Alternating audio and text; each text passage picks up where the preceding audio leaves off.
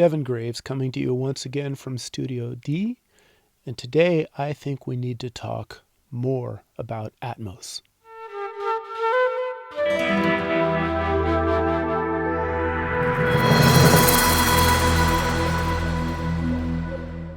So I follow Colt Caparoon and I watch his channel. I really think he's a great YouTuber, a great engineer. And he finally, after maybe more than a year, maybe 2 years, finally completed his own Atmos rig. And he went through great lengths to tune his room and to get those speakers up there.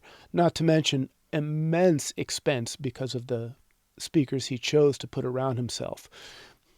I certainly understand. I would feel boxed into that. I have the same Focal Trio 11 BEs, and the idea of using Focals all the way around and overhead, daunting. That isn't what I would do, but he can afford it, and more power to him. And in watching his videos, I actually start to become reinterested in Atmos because actually, as I'm working on my music, Atmos completely leaves my mind. It completely leaves my mind. I'm just concentrating on making the music great, concentrating on a very good stereo mix, the best I can get, and Atmos is non-existent in my mind until I see one of his videos or other videos. Then of course I do become intrigued and curious, what would it be like? But his last video kind of cured me of that a little bit.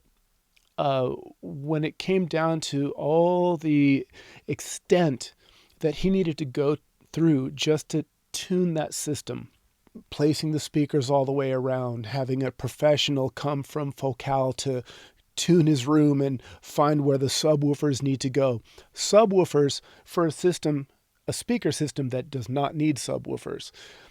And that's why I picked these trios, because they don't need a subwoofer. The subwoofer is built in and they have an amazing reproduction of low end. But when you're dealing with Atmos, the low end is delegated to a separate channel called LFE. And so subwoofers become necessary if you want to utilize that. In any case, where I seen him have the most trouble was with the overhead speakers. So just to back up just a little bit, Atmos, for the uninitiated, is a multi-speaker array. The standard for Dolby is called 7.4.1 or 7.1.4, which means 7 speakers around, front, left, center, left and right, rear, left and right, plus a subwoofer, at least one subwoofer, and then 4 speakers overhead, 2 in front, 2 in back. And this is intended originally for cinema. Fantastic cinematic experience, I could imagine. And when it comes to music, I can also understand how it could be dazzling at first. And I'm not against Atmos in theory. I'll just unpack the necessity of Atmos a little more. Before I continue, I want to point out that I had misunderstood what Colt had said when he said that, as of when he read that claim, that both Spotify and Apple Music would no longer be playlisting submissions that weren't in Atmos. And I misunderstood that to be that they won't be accepting these things. They won't play them at all. But playlisting is a different beast, and I understand now that you're not excluded from either of these platforms, but you won't be placed on the major playlists, or you won't be eligible to be placed on these playlists without an Atmos submission. Furthermore, I had looked into this myself, and I looked up how to qualify for playlisting. And in neither case, Apple Music or Spotify, is Atmos ever mentioned as a requirement. So it doesn't look like it is a requirement. And I don't know where he got his information from. So I wanted to clarify my own misspeaking that your music wouldn't be accepted. It, of course, will be accepted. And even further, that Atmos does not appear to be required for said playlisting. So now with that out of the way, now if you imagine this speaker array surrounding you, there are two basic strategies for mixing in Atmos. One is just to try and create a 3D experience out of music that already exists. Say, for example, old classic stuff that was done even on 2, 3, 4 tracks, Miles Davis stuff, old classic stuff, where they're actually reamping these performances, these recordings in a major studio room and then recording points of the room so that when you listen in your Atmos environment, you're hearing that room experience. Sounds nice. And the other type of mixing is more creative, where they're panning things around, panning things over you. Anyone that's heard of the version of Rocket Man that had been remixed, I think, by Greg Penny, are dazzled when Elton sings the backing vocals for Rocket Man and they go flying over your head. This mix, from what I understand, starts small in stereo and then slowly widens out. So I can imagine how that could be a great novelty.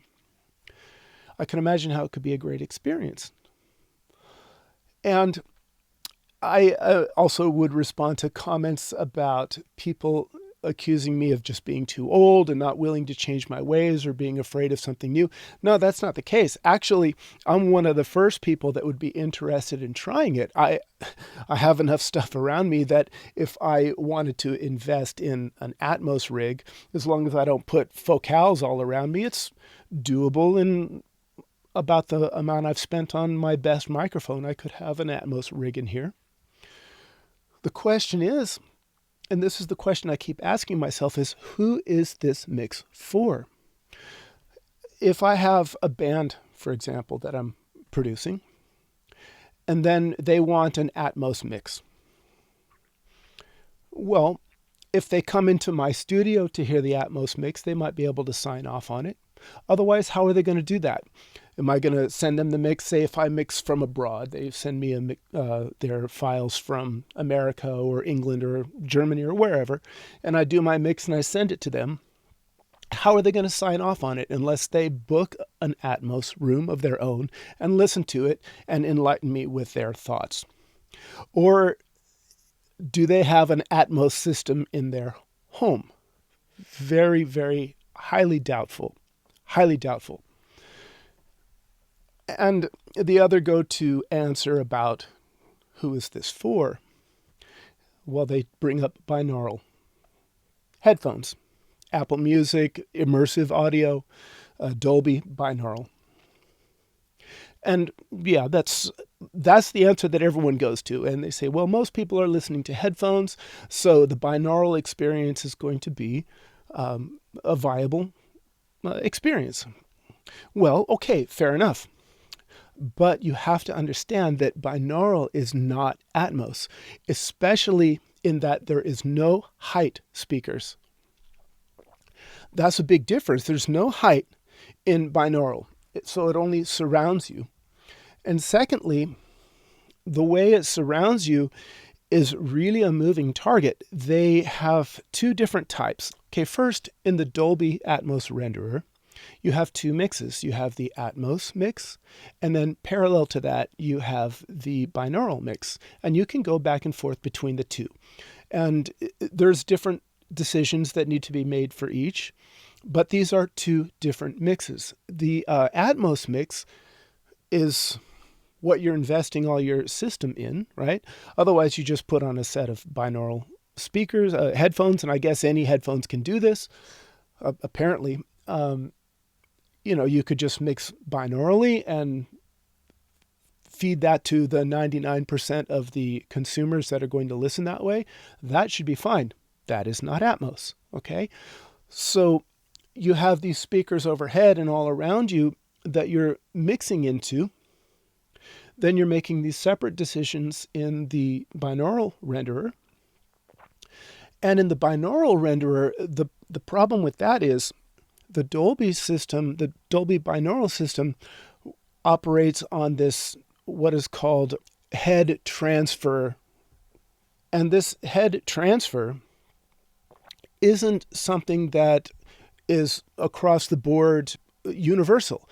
The shape of our own skulls and the wiring of our own brains interpret these cues differently. Some people, even very good mixers, have complained. Fab DuPont complained that he cannot hear the front and back cues. He can only hear whatever's panned in front or whatever is panned behind binaurally. He hears it in the center. He is immune to this kind of cue, this spatialization cue. And other people also may decode this, but decode it differently. So it's not the same as talking about, oh, well, I have great speakers in the studio and you might have a boom box at home or be listening on your iPhone. That's not the same thing, because if it sounds good on my speakers in the studio and my studio is not lying to me and I know how to interpret what I'm hearing in my studio, then it's still going to sound good wherever else it's played back. Okay, it's going to be limited by the quality of the playback system, but it's still going to sound like a good mix. A good mix will always be a good mix not depending on whatever you're listening. It's going to be a good mix even on your iPhone if it's a good mix. But this binaural mix is kind of a moving target. It might sound good to some. It might sound weird to others. It might work for some and it might not work for others. So that's why there's so many wide opinions on Atmos mixes sounding far worse. Some people say it's amazing. Some people say it's lousy. They're hearing it in their cars. And in your car, you're driving either to the left or you're a passenger to the right. So if you have an Atmos system in your car, you're already out of the sweet spot, which is another thing we'll get to after I get past this binaural part. So the head transfer technology is something that differs from person to person to person. So it's not something that stereo left and stereo right, that doesn't differ from person to person unless they can't hear out of one ear. That's going to translate the same from person to person to person. Differently from playback system to playback system, but again, a good mix is going to be a good mix. And even worse, with Apple, they're using this head tracking technology, which actually is excellent for gaming, but only for gaming. So if I'm gaming, and I'm not a gamer, my son is, I'm not, but I can certainly understand if I'm gaming and I've got my virtual headset on, and I have action going on in front and to the sides, and somebody is firing a weapon off to the sides, and I turn my head, and then I'm hearing that from the direction I'm facing. That makes perfect sense for location cues, for navigation within video games. Makes perfect sense. Perfect. But it makes no sense with music. No sense at all. Say I'm jogging, and I got my headphones on, and I'm listening to music, and you have the vocal, kick, bass, and snare in the center, the guitars to the sides, hi-hat to the left, and ride to the right, what have you. And then I turn a corner, and the whole perspective of the music shifts, and all of a sudden the guitars are front and back, and the vocals are on one side. That makes no sense. That's actually a very bad idea, a very bad plan for music. So excellent for gaming, god awful for music, and maybe worthless even in cinema. So if we go back to Atmos, the multi-speaker system, you have a lot to deal with. It's not just left and right. With stereo, you have your speakers, you have the room acoustics, and then you have your speaker placement, and then you have your listening position. That's about it. Maybe room correction if you want to go that far. I don't do that. I correct my room in the acoustic domain, and then I just use my speakers and get to know my system, okay? If I move back, if I move forward, left or right, it's not of that much of a consequence. Of course, you do have a sweet spot, and some speakers have wider sweet spots than others. These Focal Trio 11BEs have a very wide sweet spot. If I move front or back, no problem. In fact, I do a lot of my mixing outside of this room.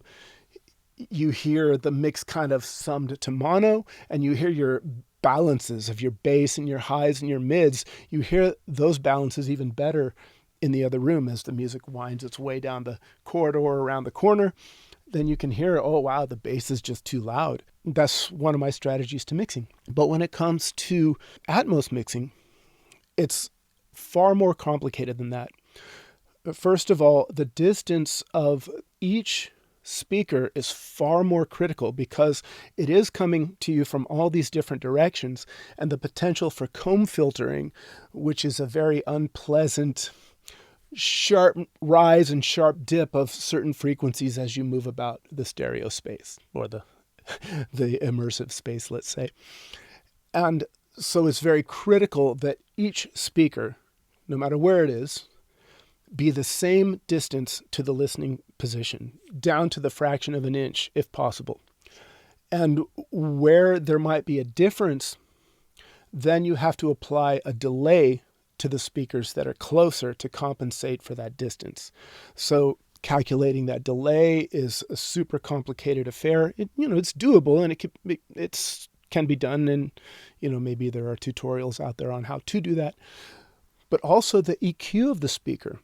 Even if you have all the same speakers all around you, depending on what is behind them, what is near them, because we're in our studio spaces, we're not just in this, chamber that is, well, I might be closer than many people to having a really consistent acoustic treatment all the way around. I might be one of the lucky ones.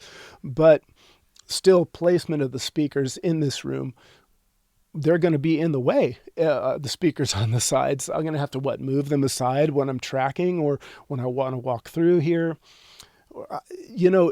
Getting them all to be in exactly the same distance, then I'm stuck to that one spot in listening really down to the inch, where I'll be making my critical decisions, okay? So now I mix where I'm seated perfectly in the center of that sweet spot, and then somebody plays this back in their car, their high-end Mercedes or whoever has their Atmos systems in the car. Now they're sitting over to the left, driving, or to the right if you're in England, or the passenger, vice versa, or the passengers in back sitting close to the rears. So there's nobody in that car that is in that optimal position. I mean, I remember Eddie Van Halen complaining about car stereo systems with the way his first album was mixed. The guitar was panned to one side, and then the reverb and delay was panned to the other. And that's the side he's driving on, and so he couldn't hear his solos well enough. He only heard the ambient information of his solos, and that always bothered him. Sitting in the stereo image gives you that perfect perspective.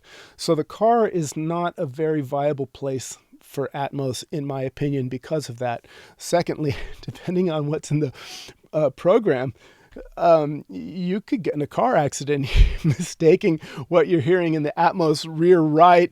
What if somebody has a car horn there, or a car crash in their music that's coming from some direction that makes you panic and do the wrong thing driving? That could be dangerous, potentially dangerous.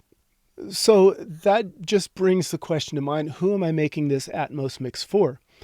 Now, when I did my last video, my first video, is over a year ago that I released this. And this video got a lot of views, surprisingly a lot of views. And that's kind of why I'm touching on it again, because since then, new information has come to light and I understand things a little bit more clearly. There's a lot that I was right about, and then there was a few things that I didn't know about.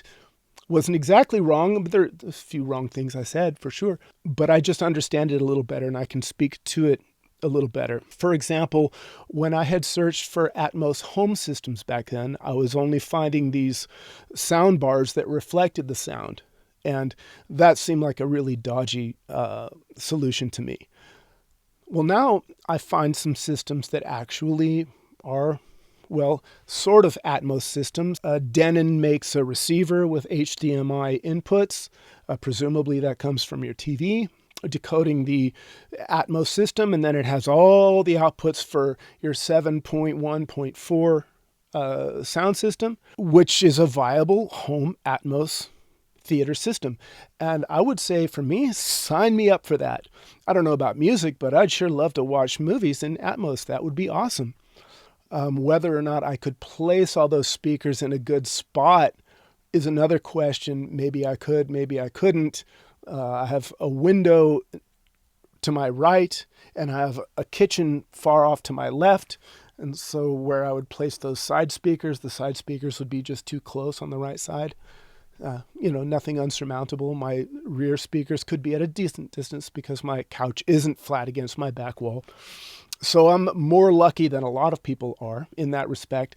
Most people can't even accommodate this speaker system just because of the dimensions of their room or the locations of their furniture or their doors or their windows. So this is something that's doable, but it's also super expensive. The receiver alone is about $1,600, and I think that's one of the more affordable ones. And then looking in the speaker systems, I was seeing them ranging from $3,000 to $5,000 just for the 7.1. I haven't found any that included the 4 overheads. So you'd have to buy overhead speakers on top of that price. So you're looking at about $7,000-8,000 for a Atmos home listening environment, albeit I imagine it would be quite a good one. But $7,000 for that. And then the other problem you have is the playback system, the carrier. There are some new releases trickling out, that are coming out on Blu-ray that have all the, well, let's say channels, but it's not really channels, but have all the high-res audio and all these multiple objects that can be moved around. These Blu-rays cost about $50, 30 to 50 for one. Peter Gabriel's putting one out, and there's more and more coming out. Steve Wilson is doing a lot of Atmos mixing, and slowly some of these releases are coming out. But my question is, even if I do get a Blu-ray, I was looking for Blu-ray players on Amazon, and I'm finding them more and more rare, more and more hard to find. And very few, if any of them, say anything about Atmos. They say Dolby Surround, but they don't say Atmos. So that's a really dodgy thing. So the technology is at this weird crossover point where the only viable playback system for the carrier is becoming obsolete, and the sound systems are only starting to come into the picture. And what's more, they're coming in at a time that is really, really iffy economically. Most people right now are having trouble just paying for their groceries and paying for gasoline because inflation has just gone through the roof. So I don't know if people have all this luxury money on hand to spend on $50 Blu-ray discs and let alone $7,000, $8,000, $10,000 home listening systems. The other problem with binaural is not only is the head transfer system inconsistent from listener to listener, but the head tracking system of Apple Music is interpreting the mix differently with every OS update. Every OS update is having a different decoder, and so you have a moving target, not just with the platform, but with every iteration of that platform that comes out, is going to shift in some way or another the results of what you have mixed. And to make things even more complicated, that when you're working in the Dolby renderer, there's no way to monitor the Apple spatial audio render in real time. You'll actually just have to print it from, hearing it in binaural, and then you have to put it onto a device. It has to physically reside on the device. You can't stream it. And then it can be decoded, and then you'll hear what you have. So that makes it even worse. If you can just make a good binaural mix as good as you can, you just have to kind of throw caution to the wind, in my opinion, because even if there are changes that you want to make, hearing it in the Apple spatial audio, that's probably going to change in some way or another with the next iOS iteration. So that's always going to be a moving target. And that, to me, is kind of very discouraging on why I'd even bother to be working in this format to begin with, especially when it comes to binaural and spatial audio. You're just kind of almost aiming blind, as it were. I've been watching a lot of videos on the subject. I watched this conference between Andrew Scheps, Fab Dupont, and two other engineers, Greg Penny being one of them. The third one I wasn't familiar with, so I don't remember his name. And they all had different takes on Atmos. But they were all complaining about one thing or another. Andrew Scheps was like all for it. And there was the guy who I can't name was also all for it, knowing that the consumer isn't there yet. And their rationalization is they'll come along. They'll be convinced. We'll persuade them, or they will have no choice, but they will have to do this. And even Andrew Scheps himself was saying, oh, you have to have an Atmos system if you want to be competitive in the industry. And Fab Dupont was the only one who was kind of like the curmudgeon in the room. And he even said that he's going to be the angry guy in the room because he's mixing in Atmos. He has these focals all the way around, but he's not completely happy with it. He doesn't think it's viable. And he is asking the same question I'm asking. Who are we doing this for? It's not the consumer. Binaural is not the answer to this question. And he's the one who couldn't decode the front and rear decoding of this spatial audio. And the others were more, yeah, there's a lot of questions. Yeah, there's a lot of problems. And also the consumer market has to catch up.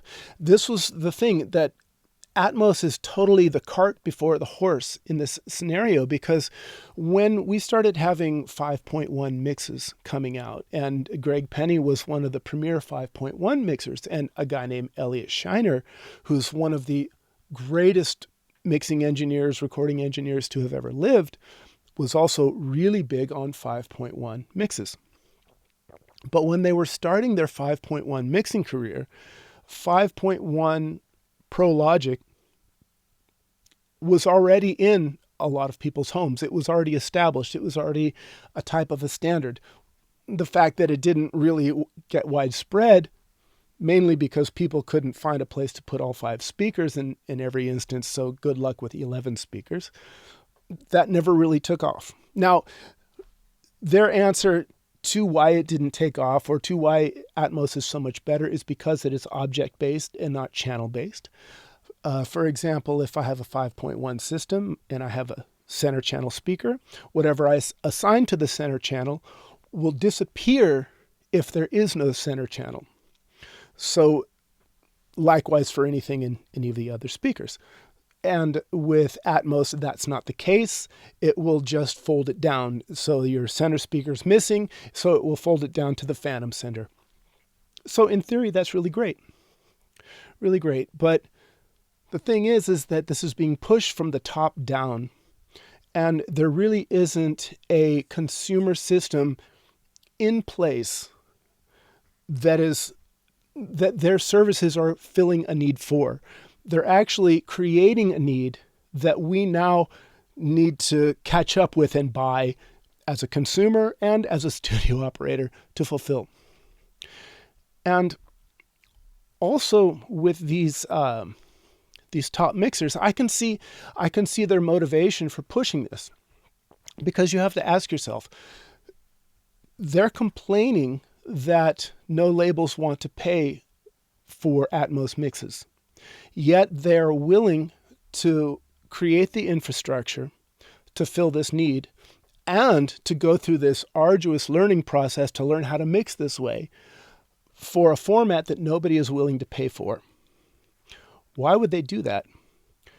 If the record labels aren't willing to pay for this premium experience, why are these engineers forthcoming by providing it, knowing they're not getting paid what they're worth? It seems to me that they do have the power to say, oh, if you want this, it's going to be very, very expensive. And the labels would have to comply or say no. But I think that they're making this investment, the engineers themselves, producers, studios, so that they can regain this leverage that they had lost to the home studio.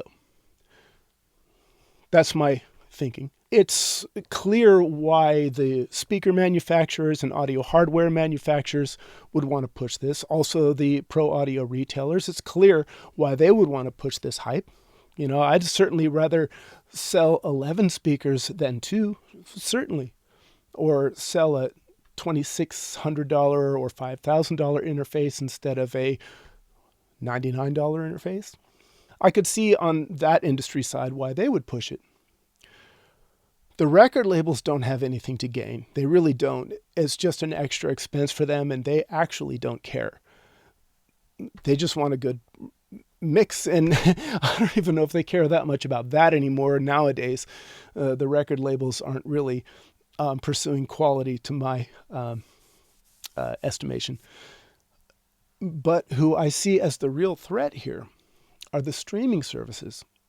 Since there is no physical carrier that's viable, that is widespread, no Blu-ray players to speak of, and very few Blu-ray products to speak of, although there are becoming more of those, don't know what people are going to play it on unless something comes out to fill that need. But the streaming services, especially making a requirement, okay, we need Atmos, or else we're not going to push you, is just another way of gatekeeping, but more so a way of monopolizing the entire music industry, that they're going to be the only way you can get your music, through streaming, through not owning any hard copies of anything, through subscriptions. And having said that, they're still not delivering a full res version. Everything is going to be a lossy codec. Everything. The only service that I know of that is actually streaming Atmos is called Tidal. But everything else is it's lossy. It's not full res. So why go through all this expense for this premium listening experience and then downgrade the final output? It just seems to me it's a method of control.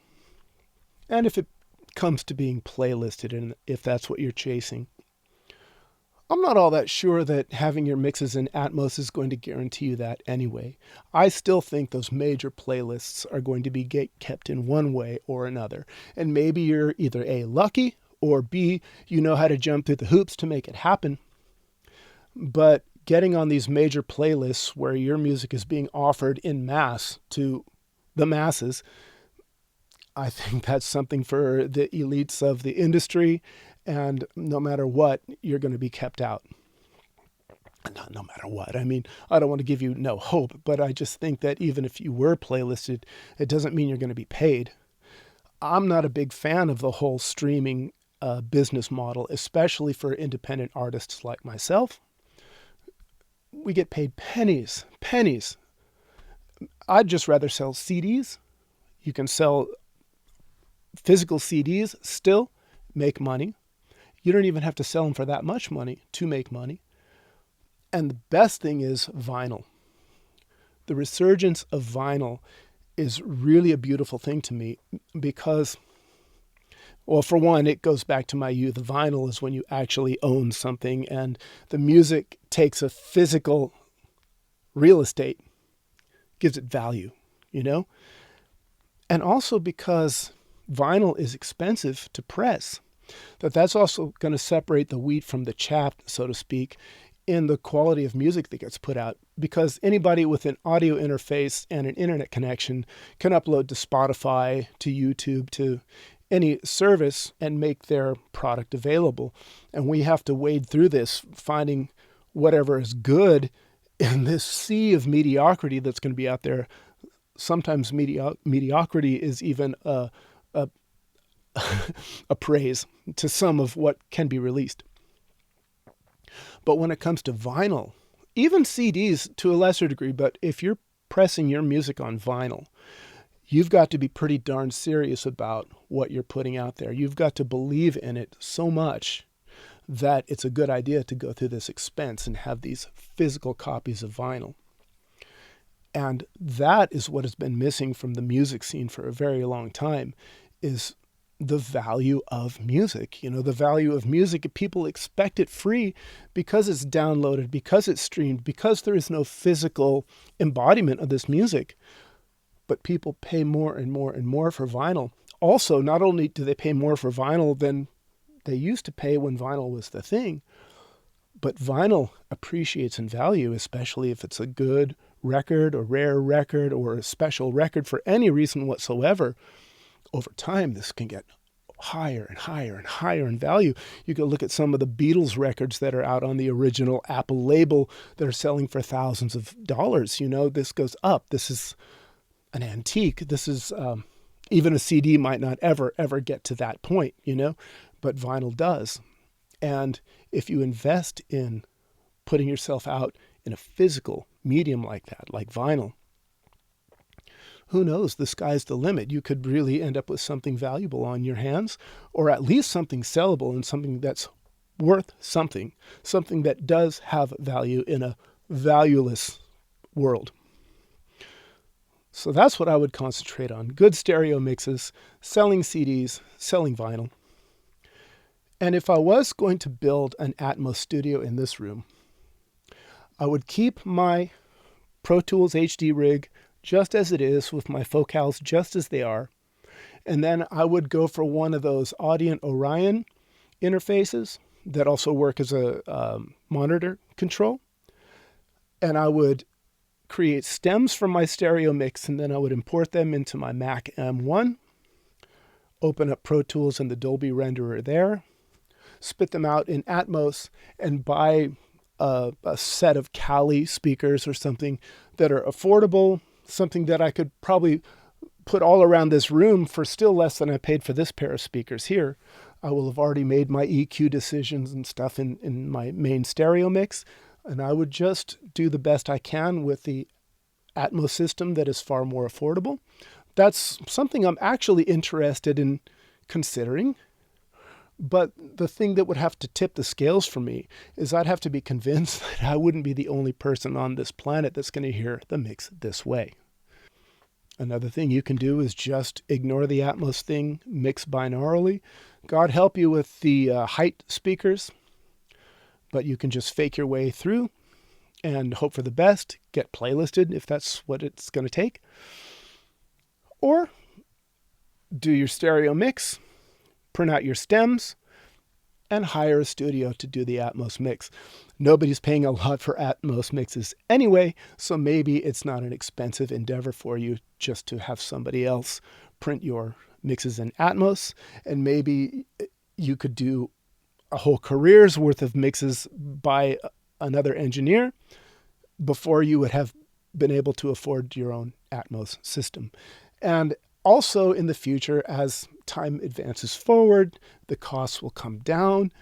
Atmos will get more and more affordable. Maybe the home systems will also become more and more affordable, and maybe more and more present out there. And maybe in the future, it might be more worth it if you think Atmos is a good idea for music in the first place. My feelings are still mixed. I think it could be good.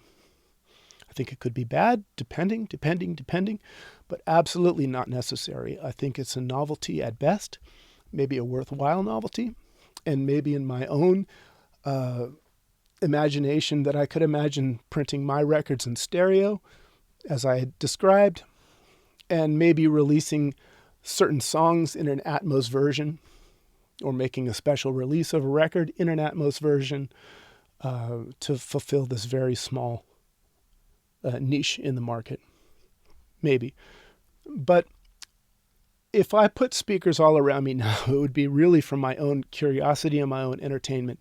So when I hear comments like, oh, I'm just too old, it's like, that's a really ignorant thing to say, because it's only guys my age that could even hope to afford something, because my expenses are already behind me. I have all my mics, I have all my outboard and all that stuff. My investments are already made.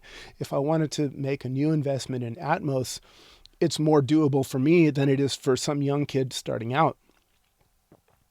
And it's also the older guys that have more experience with mixing and maybe a little more level head on whether or not this is a viable option. And people should consider that just because I got gray in my beard doesn't mean I'm out of touch.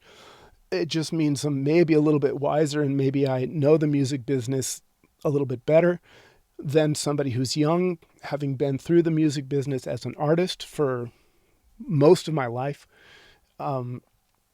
and producing and recording records. I haven't had one client ask me for an Atmos mix, not one.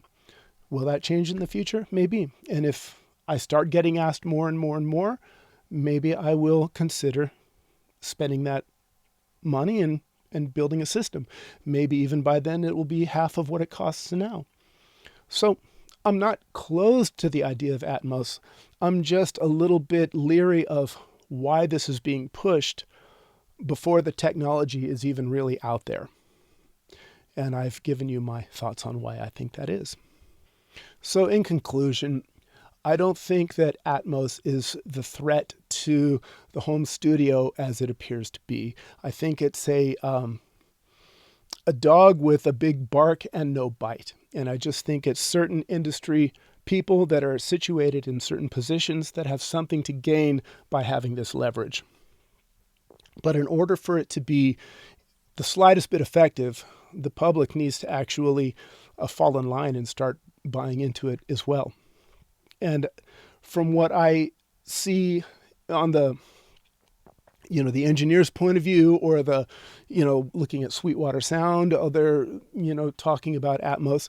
It's really seductive. It makes you feel like you're being left behind, But in the cold light of day, once that video is over, Atmos is nowhere to be seen. And I think that really what you should do, if you're against Atmos, or if you're afraid of Atmos becoming a standard or whatever, don't be. Make your music, make the best music you can, make the best stereo mix you can. Print CDs, print vinyl, make music that is worth that expense. Concentrate on that. And the Atmos thing is going to fix itself one way or another, whether you do it binaurally, whether you get a cheaper system, whether you outsource it. Not going to be the end of the world for you, because your home studio is going to be where you create this music and where you make the most important mix, which will always be the stereo mix.